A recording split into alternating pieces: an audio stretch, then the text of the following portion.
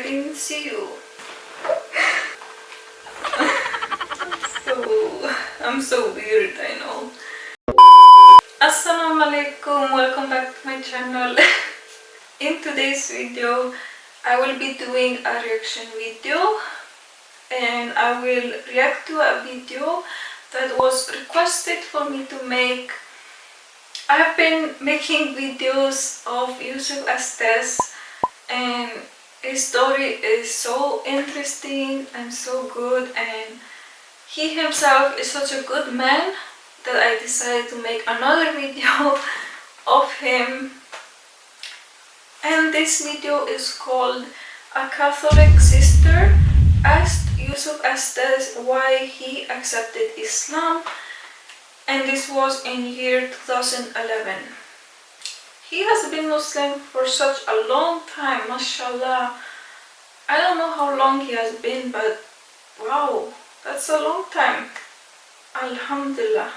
I will link the other videos that I made of him down in the description box down below, so you can also watch these videos if you want. But now I'm gonna react to this video, and I'm just gonna start right now. Sister, thank you for waiting. Would you please state your name and occupation, then state your question? I'm Sakina D'Souza, and I'm a Catholic. I believe Brother Yusuf was a Catholic before.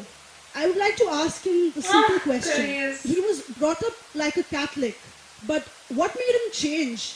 Doesn't he believe that the Messiah is true, or did he ever feel that the Catholic religion, has not brought up any Messiah and the Bible is false? I would like to just know what that means, because he said he was a Catholic before and now he has become a Muslim. What made you change? What was that storyline before? Doesn't he believe that there is a Messiah, or the Messiah had come, saved us, died on the cross? Thank you very much for a good question. I hate to disappoint you, but I wasn't a Catholic. But I was with a Catholic priest the night that he accepted Islam. Wow. And I asked him these questions you asked me. Because after all, I was still a Christian, a preacher in Christianity, and I wanted to know why my best friend, a Catholic priest, had converted. That's a pretty weird thing. A Catholic priest is not like a regular preacher in the Protestant religion. A Catholic priest has given up everything. He's given up his life to be a Catholic priest. When he enters into this realm, he's basically given away everything. He can't have a wife, he can't have children, obviously no grandchildren. He has no home, he just lives in a rectory or wherever they give him a place to stay. And he's sent wherever they tell him to go, do whatever he's told to do, and that's it. And he cannot disobey the Pope, otherwise they can kick him out of the religion, and if they do, he's excommunicated and he goes to hell forever. So how would a person like this want to become one of those Muslim terrorists? That's what I wanted to know. He explained in a very few beautiful words something that I came to learn for myself. He said that he was sincerely in the Catholic religion because he believed in God. That he had studied, his degree was in theology, and a part of the teaching that they as priests have is to study Islam. Every priest is forced to study Islam. Now you may not know that, but you can ask your priest and he'll confirm it. And when you study Islam, even when Islam is taught to you by somebody who hates Islam, as long as they don't corrupt it too far, you can still see the truth in Islam. A classical example happened to me just recently when I was in Saudi Arabia. A friend of mine, very old copy of one of the first Qurans ever translated to English by George Sale. George Sale hated Islam, he hated the Muslims, but when he translated the Quran to English, he was true to the text of the words. Although maybe not getting all the meaning, he certainly was true to the text of the words. I was shocked when I read it. Have you seen it? You know what I'm talking about? Amazing. And listen to this. George Bernard Shaw, for instance, is one of many, a long list of people who read this and realized the truth of Islam. When Wow. people see the truth of Islam, it can change them if they want to be guided. If they want the truth, it can change them. True. You might think, I'm a Catholic, I'll never be anything but a Catholic. But I'm going to ask you a question, and I want you to be honest. This is not for you to, start a debate, but just be honest. Was Jesus a Catholic?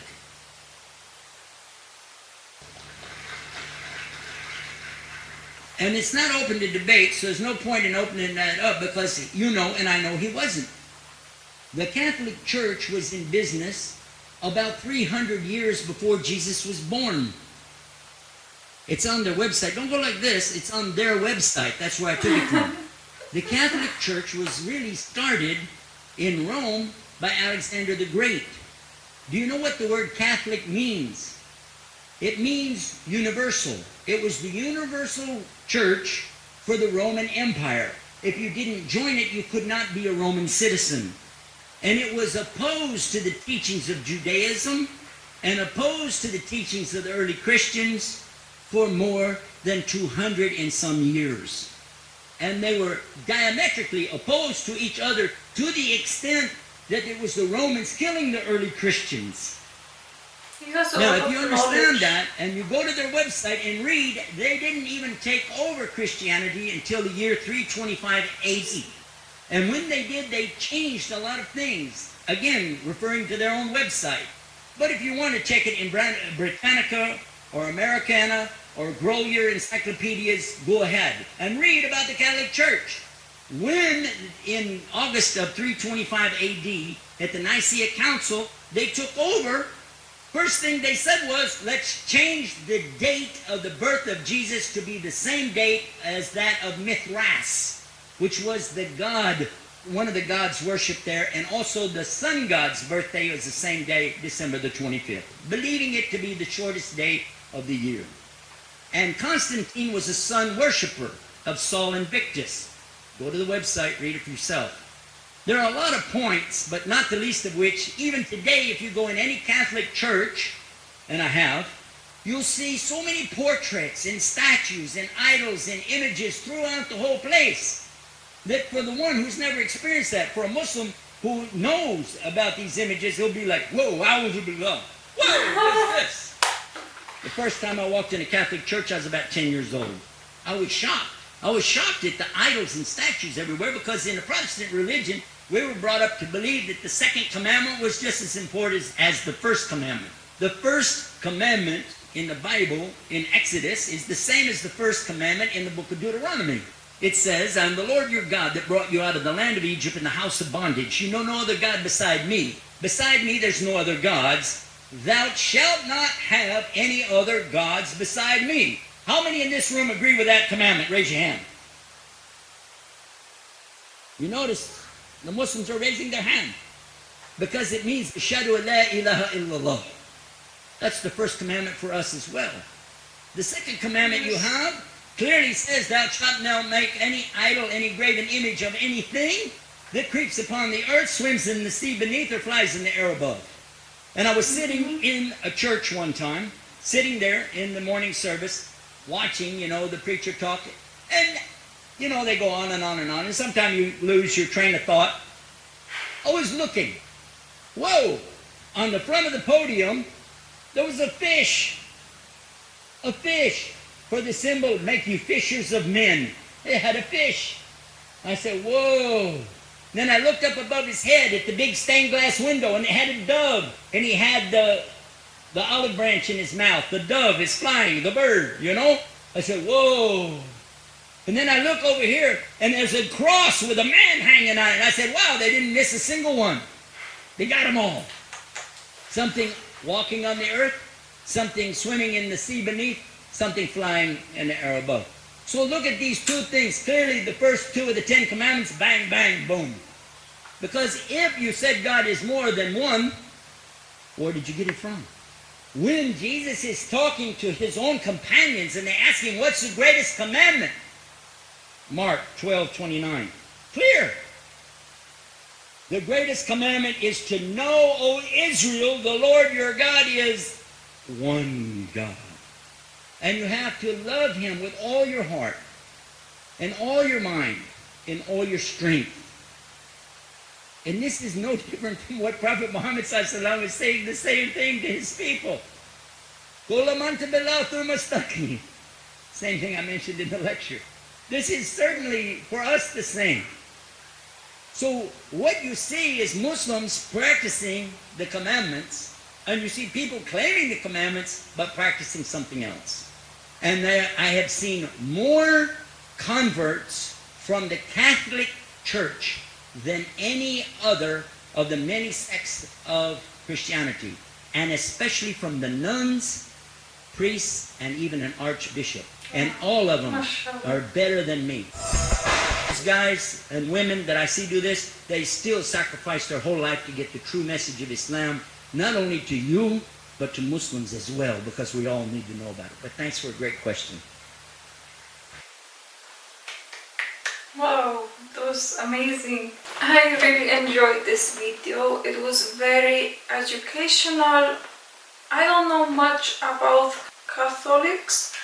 I always thought it was something similar to Christianity, but he explained everything so well and said things that I didn't know. He obviously has more experience. He had a best friend who was a Catholic and he converted to Islam. Alhamdulillah, that was so beautiful to hear. And he talks more about that in his conversion story that I reacted to. It's just very inspiring. And he answered this question very beautifully. I couldn't have answered any better than him. So I really love watching these kind of videos to gain more knowledge, not only about Islam but also about other religions as well, because it's always so good to have knowledge. And also it was very interesting when he said that a lot of Catholics convert to Islam. Wow, that's amazing. I didn't even know that. So I want to read one comment that someone commented under this video. I was a Christian and hated Islam because of all that hate and lies the mass media is spreading every 2 minutes. So true. The new world order, the new agenda of the American government for destroying Islam, but Allah showed me the right path. He showed me the true religion. I finally converted to Islam before it was too late. Now I'm in peace. Now I'm not afraid if I die. Wow. Islam is the fastest spreading religion. Allah bless you, Brother Yusuf. Wow. That's amazing. MashaAllah. Alhamdulillah. Wow. May Allah bless you. That's amazing because it's true, you know, the media spreading a lot of hate and lies about Islam, making Islam look like some violent religion about terrorism and bad things. And that is always what the media shows. It wants to portray Islam as bad. And that's why so many people hate Islam, because of that. I do blame the media a lot about this, about people hating Islam, because, you know, people don't know about Islam. This is the only thing that they see is the media. They don't see a normal Muslim family because maybe they don't know any Muslims, you know, they don't go to the mosque. They don't see really how true Muslims are. They are respectable people, humble people. This is what we are taught to be. This is not how we are portrayed in the media. But also I want to add, in the end, the people who really search for the truth will find the truth. And the people who are in denial, who want to be in denial and don't want to change it, are too far into the lies. May Allah guide them. Amin. So, thank you all for watching this video. I hope you enjoyed this video. If you did, give this video a thumbs up and don't forget to subscribe for more videos, and then I hope to see you all in my next video, inshallah. Assalamu alaikum.